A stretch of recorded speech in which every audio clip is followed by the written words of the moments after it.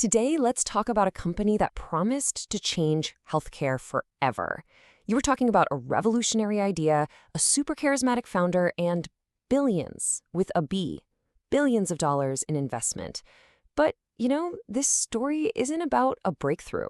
It's about a bloodbath. This is the story of Theranos. And this, right here, this was the face of that promise. Theranos. A nice, simple, clean logo for a company that was selling a vision of the future. A future where just one single drop of blood could unlock all your health secrets, like instantly. And what a vision it was. I mean, think about this number. At its absolute peak, this company, which had pretty much no real working product, was valued at a staggering $9 billion. Yeah, $9 billion. But here's the thing. It wasn't built on technology. It was built on a lie. And today, we're going to dig into how that lie was built, piece by piece, and how the whole thing came crashing down. So where did it all start? Well, it started with an idea. An idea so powerful, it really felt like it was destined to change the world. The company was called Theranos, a mix of therapy and diagnosis, and it was founded way back in 2003. And who was behind it? Elizabeth Holmes, a 19-year-old who dropped out of Stanford with a huge vision and, enough ambition to convince all of Silicon Valley that she was the next Steve Jobs. She even had the signature black turtleneck. She wasn't just selling a product, she was selling herself. Okay, let's get into the pitch because it was absolutely brilliant in its simplicity. The idea was no more giant, scary needles, no more big vials of blood being sent off to some lab somewhere, and no more waiting around for days to get your results. No.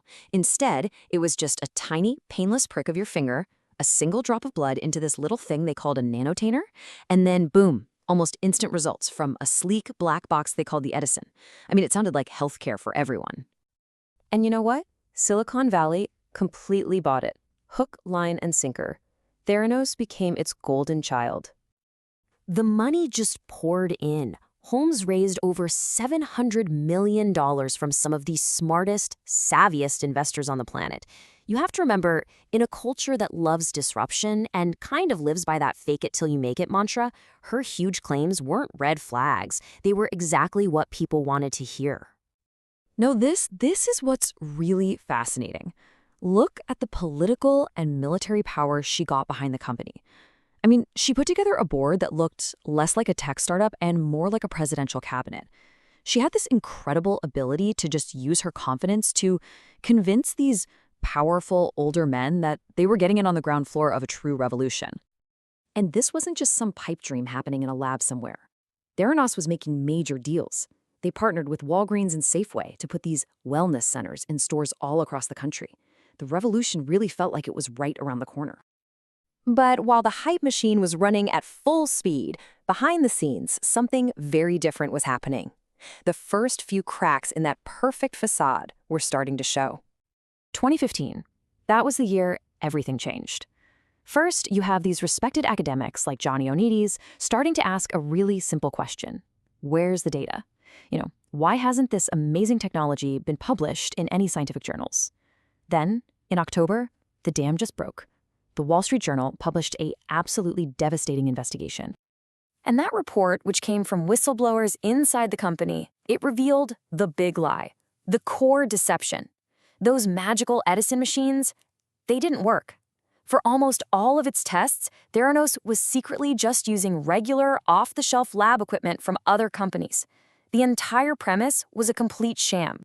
So after that expose came out, that storybook rise turned into an absolute freefall. The whole house of cards, built on secrecy and hype, just started to collapse with breathtaking speed.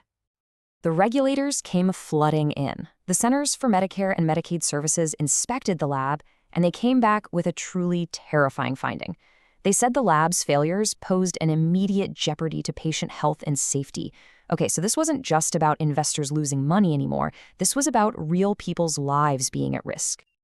The fallout was fast. Theranos had to void or correct a mind-boggling 2 years of test results from its Edison devices. And Walgreens, their biggest partner, they pulled the plug immediately, shut down all 40 of those wellness centers and ended the deal for good. And this slide just perfectly illustrates the financial implosion. In 2014, Forbes had estimated Elizabeth Holmes's net worth, based on her shares in the company, at $4.5 billion. By 2016, they had to revise that estimate all the way down to zero. So after years of fighting off lawsuits and sanctions, what little was left of the company finally just gave up.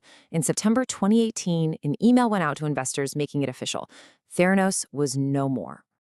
But, the end of the company wasn't the end of the story. Not by a long shot.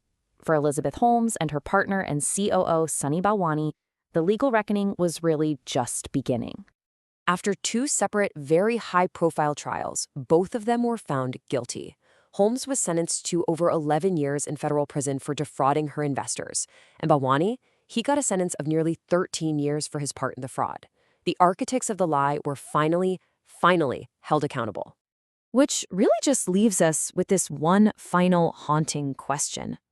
This wasn't some simple little scam.